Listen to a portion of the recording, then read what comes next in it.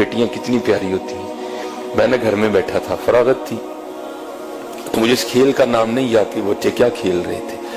وہ پرچیاں ڈالی تھیں, ایک پرچی پہ لکھا تھا بادشاہ, ایک پہ لکھا تھا وزیر, ایک پہ لکھا تھا قاضی, اور ایک پہ لکھا تھا چور. ان 4 پرچیوں کو بند کر کے نہ پھینک دیتے, پھر سارے ایک ایک اٹھاتے تھے. اب جس کے حصے میں بادشاہ کی پرچی آئی وہ بادشاہ بن گیا, جس کے حصے میں قاضی کی آئی وہ قاضی بن گیا, جس کے حصے میں وزیر کی آئی وہ وزیر, اور ایک حصے میں آنی ہے چور کی. تو پھر جس کے حصے میں چور کی پرچی آنی ہے اس کے لیے پھر بڑے سخت معاملات ہیں. بادشاہ سلامت اس کو جو چاہے حکم دے. اب جو میرا بڑا بیٹا ہے اس نے کیا کیا ہوا ہے, اس نے پرچی کو نا تھوڑا سا پھاڑ دیا ہے بادشاہ والی کو.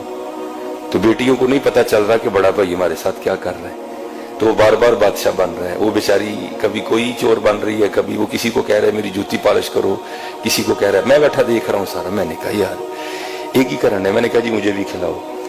ایک کو ڈراپ کر دیا, تو پھر وہی والا کام میں نے کیا. میں نے پرچی تو نہیں پھاڑی, لیکن میں نے بادشاہ والی پرچی پہ نا پین سے نشان لگا دیا. اب 2-4 بار بادشاہ بن کے میں نے اسے خوب کام کروایا. تو میں نے کہا چل یار ہوں بچیاں بھی بادشاہ بنائیے. تو میں نے اپنی بڑی بیٹی کو کہا کہ یہ جس پہ نشان لگا نا تو نے یہ پرچی اٹھانی ہے. اب بادشاہ والی اس نے اٹھا لی, تو میرے حصے میں آ گئی چور والی پرچی. اب سب نے بتانا تھا کہ کیا پرچی آئی ہے, تو سب نے بتایا.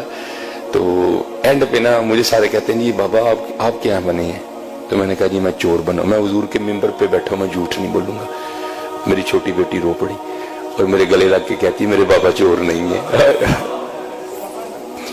میرے گلے لگ کے رو پڑی. خدا ممبر پہ بیٹھا ہوں حضور کے, میں جھوٹ نہیں بول رہا.